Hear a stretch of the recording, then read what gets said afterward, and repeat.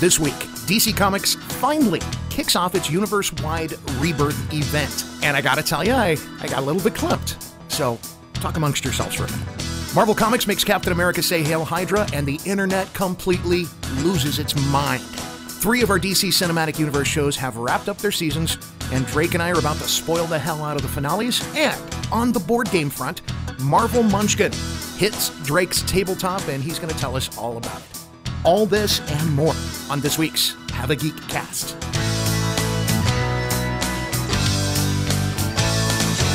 It's Sunday morning, May 29th. I'm Mike Woodard, and this guy right here is Drake Finney. It's Memorial Weekend here in these United States of America.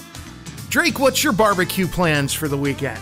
My barbecue plans is sitting at a nice, wonderful little table in a coffee shop at Hastings Hardback Cafe and playing Marvel Munchkin until my eyes bleed.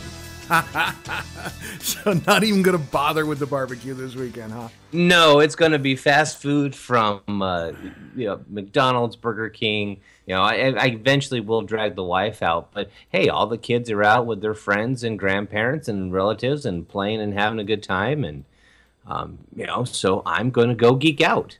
Very cool. Lake Havasu City suffering from Memorial Weekend madness, I take it. Oh, yes, it is in full effect here. So your locals are holding up and, weathering the storm, those who aren't actually out enjoying it. But so far, I've heard a lot of good stories going down there. And also, congratulations to the graduating class of 2016 from Lake Havasu High.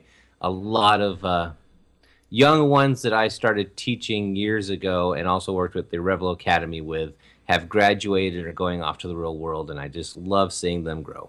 Aw.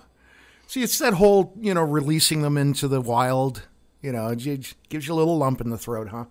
Yeah, it does, and they better come play with me, too, so I warned them all. Get down to the Hastings and play with me. There you go. All right, well, speaking of playing, Marvel Munchkin. Now, did you guys get a pre-release of the game, or were you just lucky enough to get the game on the day that it opened? How did that work out for you? The way that worked out was back at International Tabletop Day, Geek and Sundry had done the demo of it, and they had the pre-release, and there was pre-releases released around the stores that were officially part of International Tabletop Day. And here at Memorial Day, USAopoly and Steve Jackson Games had decided that they were going to re-release some of the demo packs, put them out there, and let people that wanted to demo the game and create some commotion about it get a shot. Well, I contacted the folks at USAopoly and said, hey, our wonderful town of Havasu would love us to demo it down at Hastings Hardback Cafe if you're willing to send it. Friday, we get a call from the store manager, excited, going, it's here. And we got down there. He was already getting into it, ripping it open. And from there, it was about 48 hours of my wife very happily looking at me, patting me on the head, going, keep looking. And they sent us pretty much anything and everything demo that you could do with this game also. We've got a lot of treats that you're not going to get anywhere else but unless you go to a convention. Cool. Well, let's get into gameplay. Okay. Sorry about that. Gameplay is real simple. If you've played the Munchkin universe, Steve Jackson has always enjoyed Dungeons and Dragons, but he enjoyed it from the part of not so much the story. Well, I'm sure he enjoys the storylines too, but he liked questing and killing the monster and getting the treasure and loot. So when he invented Munchkin, that was the whole basis of it. You break down the door, you fight the monster inside, you get the loot. That's exactly what he's done with Munchkin Marvel.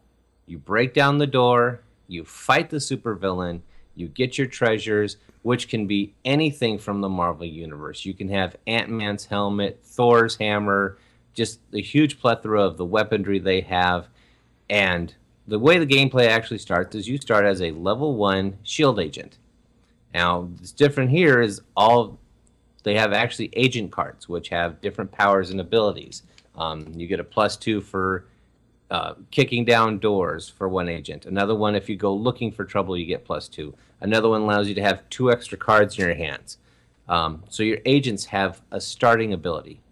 From there, it goes around the table, and you kick down the door. You see what's there behind the door. It could be a group affiliation, like your agent can now be affiliated with the Avengers, or it could be a trap, or it could be someone like Carnage or Venom or the Green Goblin. Any type of villain you have to kill. Well, the villains all have different levels. Of course, your higher villains like Red Skull is going to be a level 18, down to Scorpion and Sandman that are sitting there at level 2, level 1. Your agent and the equipment he has is what's going to help you defeat them. And if it doesn't look like you're going to be able to defeat them, you can ask another agent at the table for help. But then, of course, the agent's going to want part of the loot or part of the treasure. Or they can just tell you no and watch you have the bad stuff, as they call it, happens to you. The bad stuff can be anywhere from losing gear to losing your agent's life, which, of course, they just sit there and go, lose your gear, to the people start over with your powers exactly the same level you are. So they don't really interrupt play if you do die. It's just more of the humiliation effect. But with the demos that came down, and what we're going to be at Hastings today from noon to 4, I believe, and also tomorrow from 10 to 1. So if you come on down, we've got a lot of the rare cards and rare treats that you're not going to find. We do have a limited number of level 10 Deadpool villains, which is kind of funny because they always put a little something on the card on how you deal with them. And Deadpool actually has, you don't have to fight me, but it'll cost you. Pay me 10,000 or pay me 1,000 gold pieces worth of items, and you can put me in your hand and discard me in combat for 10 points on either side. Bad stuff that happens if you can't defeat a level 10 Deadpool, bang, you're dead. I killed you. Hey, it's what I do. So the other things we have is Peter Parker's +1 bonus ally. So you can have allies in the game from the actual Marvel universe. Captain America's, a couple of them, Falcon. But this ally of Peter Parker, which is technically Spider-Man without his mask on, is one you're only going to get if you come down and see me at Hastings. The other one that is hilarious, because we know Deadpool, of course, likes breaking the fourth wall.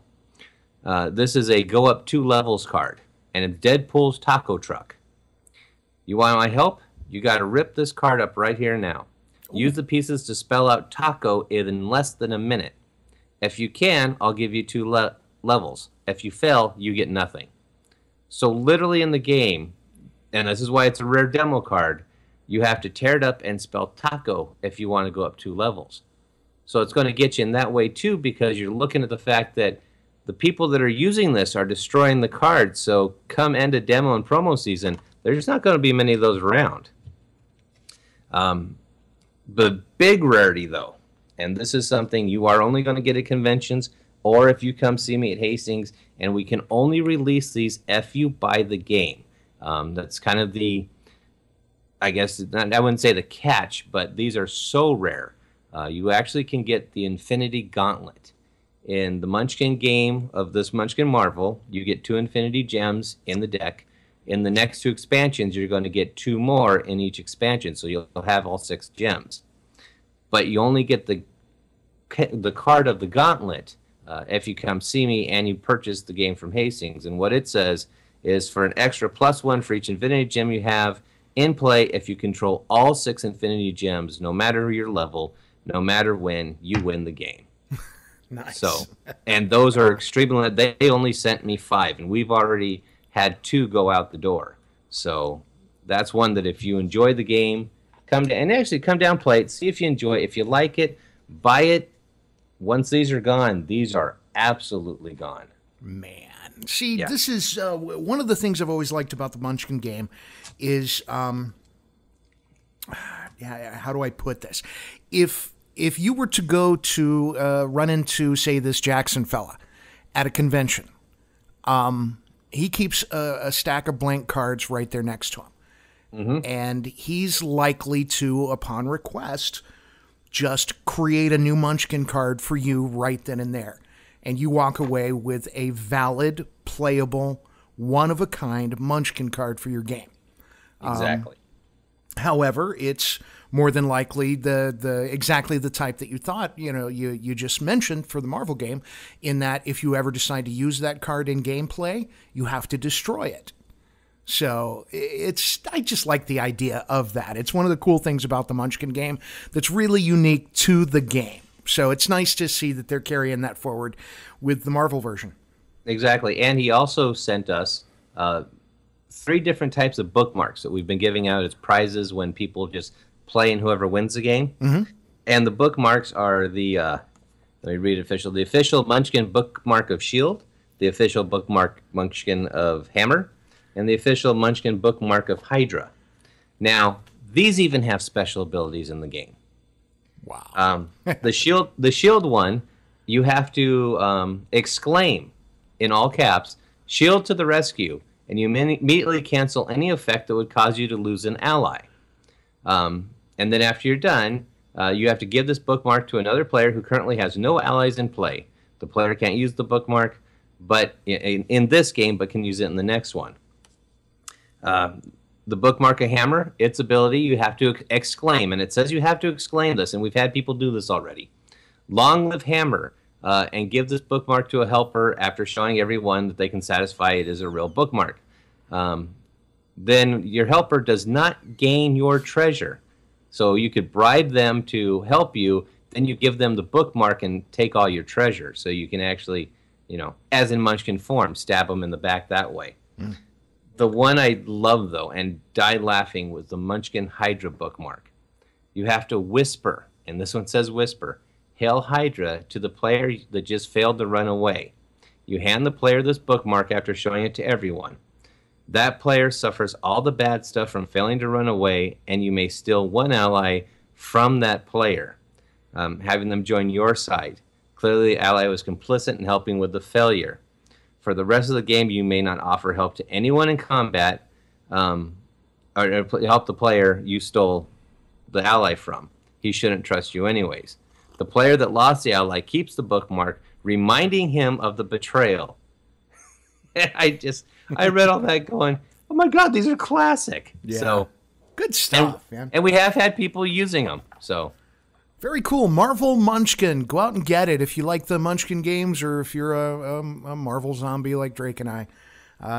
This is a thing you want. And also, if you want to, we are actually live streaming it on Purple Griffin Gaming, and we've got the links to it also on the Hava Geek Cast page, and we will be live streaming some gameplay. So if you want to just kind of look over our shoulders and watch it played to see if you want to get it, go ahead and view in. There you go. And our page, of course, on Facebook at Facebook/Hava Geek Cast.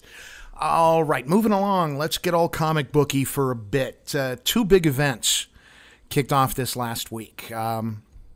One was a little more quiet than the other one, so we'll get into that one first.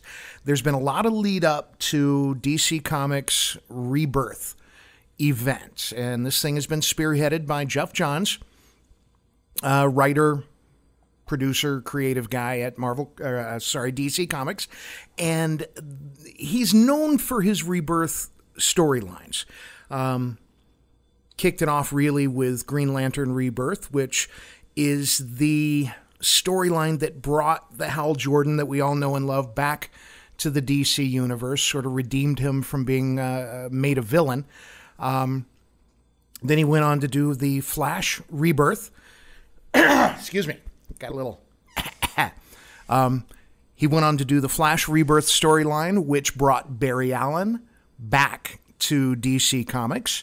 And what he's done this time around, this particular Rebirth storyline involves the entire universe of DC Comics. And a lot of people are looking at it as a bit of a backpedal from the Flashpoint / New 52 reboot of DC. Opinion kind of universal that DC had gone a little cold. A lot of the heart in its storylines, and a lot of what made those superheroes great, Legacy being one of them. With DC being around as long as it had been, there were multiple universes with multiple versions of heroes, both old and young, and a a lot of the younger guys picking up the mantle and carrying forward any given superhero from any point in time. And a lot of that was completely erased by the Flashpoint New 52 event. And Jeff Johns has stepped in with a book called Rebirth 0. And it explains a lot of what happened and why things became the way they did. Now, I'm not going to spoil the book. I'm going to tell you a few things about the book, and it won't be anything more than you can find from 5 seconds of searching online. But if you're into comics at all, or if you haven't picked up a DC book in, say, a year and a half, because that whole New 52 thing kind of pissed you off, it's time to pick up DC books again. I can tell you that much right out of the gate. What we're dealing with in Rebirth 0 is the entire book is told from the story or the point of view of Wally West. And this is not the New 52 Wally West. This is the original pre-Flashpoint Wally West that we've known and loved, the guy who picked up the Flash's mantle after Crisis on Infinite Earths. Way, way back when. So Wally has been trapped in the Speed Force since the Flashpoint event, and he's been trying to get back home. And I'm going to have to put home in quotation marks because this isn't the home that he left. It doesn't really explain how he wound up there, and it's not really important. You get the idea that he was on a mission with the Teen Titans, and something happened during Flashpoint that kicked him into the Speed Force, and he's just been trying to get out of it. The Flashes, it's been established that for a Flash to return, or a speedster of any kind, because all the speedsters utilize the Speed Force in one form or another. Once you go into the Speed Force, the only way to get back is with an emotional anchor to the world that you left, no matter which world in the multiverse it was. And for Wally, Linda Park, his girlfriend, then wife, has always been his emotional anchor. Unfortunately, since the Flashpoint event, Linda doesn't remember Wally. They never had that relationship. And it goes, we find out that 10 years have been stolen from the DC universe. Mm-hmm. And that was established right in the very beginning of the New 52. We just didn't know why. And as a reader who, I love my continuity, so I've been waiting for that to be explained, and over time it was just seemed like a storyline that DC dropped and was never going to pick up. Well, Jeff Johns picked up that thread and is carrying it forward. So the whole point of the Rebirth book is to reestablish some legacy in the DC comic book multiverse. And what we're getting is something that I think, as an old-time reader, I'm going to love. Matter of fact, there was one panel where, and it's a little bit of a spoiler, so, skip ahead forward if you don't want anything about the book spoiled. Give it about 10 or 15 seconds. Barry winds up being the anchor that brings Wally back in. Just at the point where we think that Wally's not going to be able to make it, Barry finally remembers who he is. And there's one panel where Barry is like, well, how could I have forgotten you? And it totally put a lump in my throat and a tear in my eye. So if you're a DC comic book fan who's not been happy with the New 52, it's time to pick those books up again starting this month. Coming up in June, the entire line of books are going to have one Rebirth issue, and then in July, the Rebirth storyline picks up and runs full bore. And from what I've been able to read online, the Rebirth storyline will run through all of the books in one form or another for the next year, for the next 12 issues. And then at the end, there'll be some sort of resolution, and then DC will be off and running for the future. So if you're a young reader, you're going to learn a little bit about DC history. If you're an old reader, you're going to see a lot of stuff that you recognize and know and love. So DC Rebirth, highly recommended. Pick it up. Mm-hmm. Yeah, and that's the thing. When it rolled out here in Havasu, I was of course working, but when I went to the store, the first batch was gone. So I'm having to wait to repick it up. But a lot of what you said is true, and you know, Jeff Johns, we've been looking at his style and the magic he's brought to comics, and he's pitched this for a while. You know, they've been building up to this. I'm really looking forward to where they go, because I was always a fan of kind of the old DC and All-Star Squadron and the stuff back way early 80s and 70s. And I'm looking forward to some of that remembrance and, you know, having that brought back and going, hey, we didn't forget this. And I really love the title Rebirth because that's how I feel it's going to be for DC. Yeah, and I like that this isn't necessarily going to be another reboot event. You know, we're not starting from scratch again. DC's done that so many times at this point, we've become kind of jaded. And it's just not that special a thing anymore. So I like the idea of DC heroes fighting to recapture a lot of what was good about the DC multiverse. And a lot of what Drake and I have enjoyed, and Drake, I'm going to speak with you or speak for you on this one, but we'll get into more detail once we get into the TV show spoilers. But a lot of what we've loved about the DC TV shows, Jeff Johns has been kind of responsible for. Yes. You know, Berlanti is the guy who runs those shows, but Jeff Johns has been kind of a creative input, and you see his influence in all of those episodes, especially something like Legends. So, like I said, we'll get into that in a minute or two. Gonna move on to Marvel, because this is pretty huge. I have not read this particular issue, and Drake, I don't think you've had a chance to either. No, it was off the shelf also. I went to buy one too, and you know, Rebirth and this issue, and both were gone. Gotcha. So. The issue that I'm talking about is Captain America, Steve Rogers, #1. I'm about to spoil something huge, so this will be another one to skip and then come back and listen to later if you don't want to know. If you've got any kind of access to the internet and you're any kind of a comic book fan, you can't avoid this particular spoiler.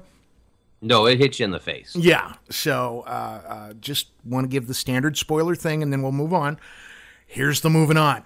Turns out, Cap has been a Hydra agent all along. Let that sit for a second. Don't like it. No, sir. Don't like it even one little bit. One of the guys in charge, I don't have his name in front of me, but he made it a point to sort of step forward in the media once the news got leaked to say this is not a S.H.I.E.L.D. life model decoy of Steve Rogers. This is not a clone of Steve Rogers. This is not a brainwashed Steve Rogers. This is the Steve Rogers that we've known and loved for the last 40 years, who has been a Hydra agent all this time. Now, this is all I know. Don't like it. All right, well, here's where I'm going to throw you some lifelines, because at first I was the same way. And mind you, and let me justify that, because I know right now probably half the internet went, oh my God, he's fine with it. No, I'm not fine with it in that aspect, because being a historian buff too, we do know that Captain America, when he was first invented, was a way of speaking out against what was happening in World War II with the Nazi Party, and it was by Jewish creators. And yes, folks, there is actually history and thought behind Captain America's creation, not just let's throw red and white on somebody. Yeah. And the timing, I think, sucks personally, especially with this holiday weekend coming up. But at the same time, this is Captain America's 75th anniversary.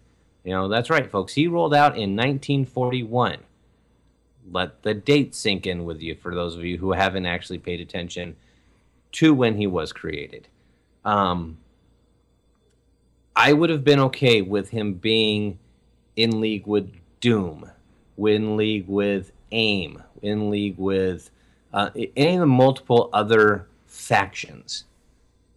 I'm uncomfortable with Hydra based on what he originally was intended to fight against. Now, in doing some digging and doing some research on my end, because I always look and go, okay, there's got to be a plan. 75th anniversary, you do not turn him into the absolute 180 of what he actually has come to represent. And as looking at it, and I did some digging, I've seen the cover for issue 5, I've read the plot synopsis for issue 2. He's going to come back to being our normal Steve. I'm going to put that spoiler out there. He is not going to change the uniform that we saw plastered across the internet, and I took it up, but I put it up there with the Hydra logo on it. Yeah, you know what, Drake? I don't even call that a spoiler, man. It's right up there with the death of Superman and everything else. The Superior Spider-Man storyline and all that good stuff. Any major change to any major comic book character is going to be reversed.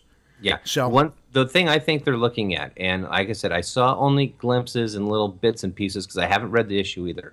But what they're pushing here is there's a Hydra society back in the old days before when Steve was just a kid. And it brings up his mother kind of being tempted over to the Hydra society, a secret organization that they're just meeting and trying to make the world better. And Steve's listening, and they talk about what a good boy and what a leader he's going to be. I think what we're going to see, and this is what the story arc is going to be, because we've never talked about Steve Rogers' parents at all. He just started off the bang, skinny kid, super soldier formula. He's a hero. I think what we're going to see is we're going to see some story arc that has to do with him having to save his mother.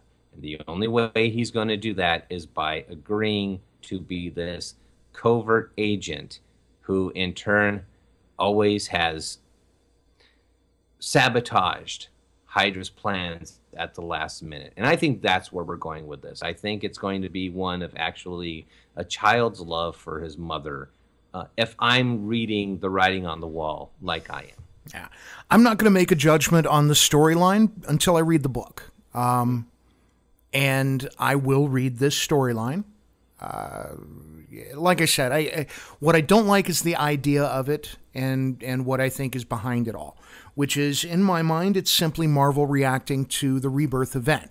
Maybe this is something they've had in mind to do for a while now, but the timing of it, the news broke and the issue hit the stands the very same weekend as Rebirth 0.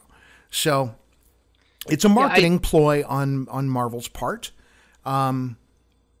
And there are any number of theories behind what's going on the internet. Everybody and their mother is putting forth a theory about why this has happened, both in the real world and in the Marvel universe.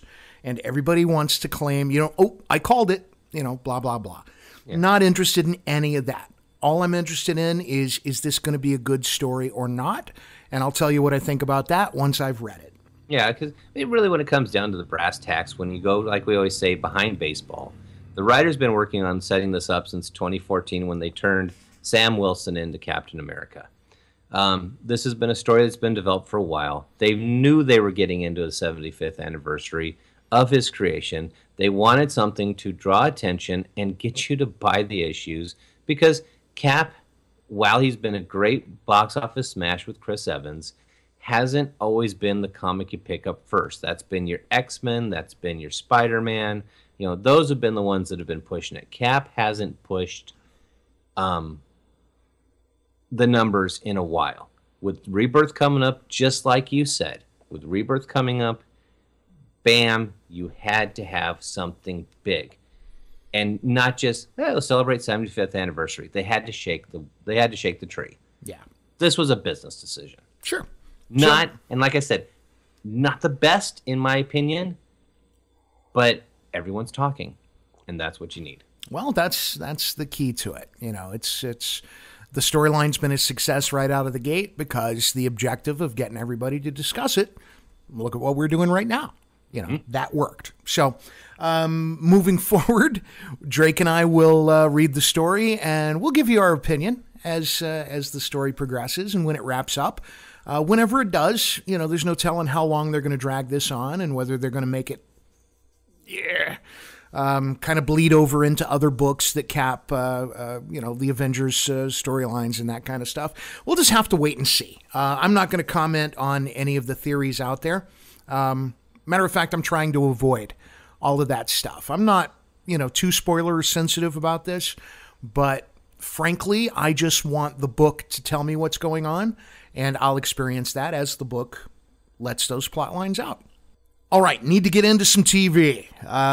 3 of our favorite shows, all of them having to do with the DC universe, have wrapped up their seasons. And I'm specifically talking about Arrow, The Flash, and Legends of Tomorrow. And to just encapsulate my opinion about all 3 of them have a similar structure to their final episode. And I'll explain that in a minute or two. And it all came down to the last 30 seconds of each episode. And in 2 cases, I'm not a happy boy. In 1 case, I lost my crap. I got up and did a little happy dance. And once we get to talking details about the shows, I'll explain what I'm talking about. But I'm going to throw it to Drake right out of the gate. And Drake, what I want to do, man, I want to talk about kind of all 3 shows at once. If we try and handle them one at a time, this will be a 2-hour episode. So we'll just kind of encapsulate all 3 shows very quickly, and I'll let you kind of start with that, and I'll jump in. All right. To encapsulate, this was probably the best, in my opinion, the best series, because I look at them all as being one, all 3 parts of one story. Yes. Talk about a great way to end what, in my opinion, was season 5, season 2, and season 1 of these story arcs, and making the fans want more. Arrow, maybe not so much. They just kind of brought it to a closure. But Flash did it for me. I have been running around screaming to people to watch The Flash, because that ending was stupendous. And we'll get more detail of that later. But you and I were going back and forth on Legends with how that last 5 seconds was, because I immediately went, no, that is who I think that is. And that's what I loved, is because now, instead of what I got used to with television of season finale, we're done, okay, wait 16 months, these made me go, okay, no, I'm not waiting. Stop. Fast forward time. I need more. And I hate to say it, DC television is just doing what comics used to do a long time ago for me. It's making me want more. Yeah, absolutely. Let's get into specifics. I'm going to hit all 3 of them at once. In the case of Flash, we finally got the resolution of the Zoom storyline. Barry finally beat Zoom. It came down to a foot race, and that episode actually called back to plot lines in the Flash books. Yes. From the 70s leading right up into today. Loved it to death. If you're a longtime Flash reader, you know what I'm talking about. If you've only ever watched the TV show, don't worry about it, because the TV show gave you everything that you needed. The Man in the Mask turned out to be Jay Garrick, and Drake and I, we knew that was probably going to be the case, and we're both pretty happy about it. Now, who they chose for Jay Garrick blew me away. I knew that was coming, but it wasn't until I saw him and understood why they did it that I went, great job. Yeah, and really the from episode 1, having John Wesley Shipp play Barry's dad just tied that show firmly to the 90s Flash TV show.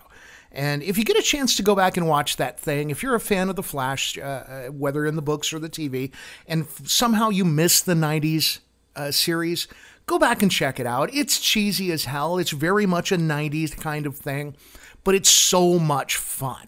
It is. It really is. And bringing back those actors to play the characters that they played in the new Flash, it warmed my heart. And I knew we were going to lose Barry's dad. You saw that coming a mile away. And they set up the fact that the Garricks and the Allens were relatives. Mm-hmm. And I like that. I like that. You know, which explains why John Wesley Shipp turned out to be Earth 3's Flash. So some adjustments between the TV show and the books, but basically the same legacy characters, which goes back to the whole, you know, what I love about the Rebirth event. And we can blame Jeff Johns for that, you know, blame him in all the best ways. So everything we saw coming, everything that had been set up, there were no surprises. We knew Barry was going to beat Zoom, and he did. We just needed to see it happen. Now, the problem that I have are the last 30 seconds. And this is where the spoiler... That was my favorite part. Well, you and I disagree on this in a huge, huge way then. Because Barry hasn't made the smartest decisions along this season's storyline, but they all made sense to me. I wanted Barry moving forward at the end of this season. I wanted Barry, you know, running as fast as he can into the future. Instead of doing that, they looped him around. And it changes everything. And it brings back Harrison Wells. You know, we don't want to lose that guy. The actor and the character, we love him to death. And we were going to lose him. But what Barry did is going to bring him back and everybody else. You know, there's basically been a hard reset. And it's not what I wanted to see. It calls back to Flashpoint. And Flashpoint is not my, my least favorite thing that DC Comics has done in 40 years. So there's the touch of legacy there. You know, the TV show calling back to the books, which, you know, we can all agree is a good thing. But what they specifically had Barry do erases practically everything he's done from the first episode up until now. It's like the boy hasn't learned anything. And moving forward, he's got some hard lessons to learn in the future. So maybe it was a good thing as far as telling a story goes, but it's not the story I want to see. And I can see where you're coming from that one. For me, you know, being a Flash fan and really enjoying, you know, this version of the Flash and this version of Barry, having a lot of emotional impulses, which I think fits a character like the Flash. You know, act first, think second, because you can act so quickly. You know, yes, he was moving forward. He had everything he wanted. Yeah, he lost his parents, but he had everything he wanted. But that was such a traumatic thing that he, as I saw it, ran out of anger, saved his mother, just as that still, you know, the boost she gave him in the season 1 where she tells him she's proud of him. He just couldn't take losing his father also. And then to see Jay Garrick, who looks just like his father, run off to Earth 2. The guy's a chocolate mess in his brain right now and in his heart. And I think it's going to be one of seeing all of the changes that he has created now. Because this affects Arrow. This affects Legends. This affects so many different layers from this happening. And I know everyone's sitting there going, oh no, you know, it's going to mess with all the shows. But like we talked about, where everything wrapped, there's almost a nice cocoon where the whole DC cinema universe could have to deal with, not cinema, the DC TV universe could have to deal with Barry's impulse decision. Because let's face it, going back to season 3 or 4 of Arrow dealing with Ra's al Ghul, without Barry jumping in there real quick and getting them out of the dungeon in Nana Parbat, they're all dead. Except for Oliver. So I'm liking this fact that Barry's going, even if they just do it on the Flash, Barry's going to have to look at a world without the Flash now, possibly, since we saw his other ego fade away once he saved his mother. And he's going to have to deal with the fact that I messed up. You know, and is he going to run back to the future and see it as it is now without a Flash? There's a lot of... For me, I got excited because I was like, wow, let's just throw it all on the table and see where everything lands. I got excited for it. Moving on to Arrow.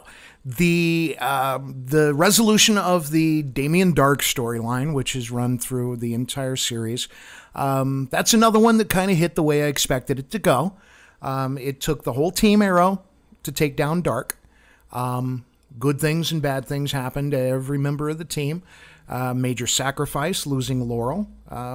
Matter of fact, one of the through lines of every single season has been Ollie loses someone every single season, and it all has to do with the resolution of that storyline each season.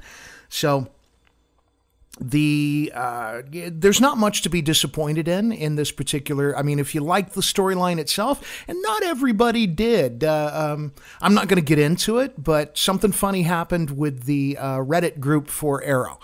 Yes. So look that up. Just Google Arrow Reddit and read what you see. You'll laugh. These were some people not real happy with their show, but we're not going to get into that. I liked it just fine. The tail end, and again, this is another last 30 seconds of the episode. It's one of the things they did with all three of these shows is everything happened, and then the last 30 seconds sets up next season. So Ollie accepts the appointment to become mayor of Star City. And longtime readers of the books know that that's a plot line that happened in the comics books. And people have varying opinions on whether that was a successful storyline or not.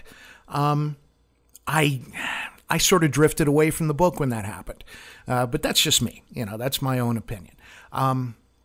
This was another case of them taking the show in a direction that I didn't want it to go in. What I was really hoping for Arrow moving forward into the next season is for the gang to get away from citywide, worldwide events. I really wanted Team Arrow to pull its focus down to the streets of Star City and kind of bring Green Arrow down to his roots, being a street level hero. And I don't know that can happen as long as Ollie is trying to handle the mayorship. The thing they did, having Team Arrow, split up, that wasn't a problem for me because, that's a standard trope. When the season break comes, send everybody out to live their lives and gain a little life experience, and then bring them back together at the beginning of the next season, either because they want to be or because they have to be, and then we'll see where they all were and what they learned and bring that into the show. So that's standard TV stuff right there. So I don't hate it as much as I was disappointed in the Flash ending, but again, it was just not what I wanted. But maybe there's a reason I don't run TV shows. Well, and that's where, for me, in the Dark storyline, I thoroughly enjoyed it. I've always enjoyed DC and Marvel's magic element. For me, one of the things I liked that the internet hated, but I personally enjoyed, was when Dark and Ollie, after all the tricks, the tropes, the big battle, the fact that they're just standing at each other and just punching away. That to me was like, we have thrown the kitchen sink at each other, and it's now down to last man standing. And I really enjoyed that. The internet didn't, but everyone's got their own opinion. I like how it wrapped up, though, because you had to send everyone away. You wrapped it up, but that's where Barry's ending made more sense to me, because now you don't have some looming disaster. And I can see possibly, because there's been rumors that there's going to be a ton of crossovers this next year.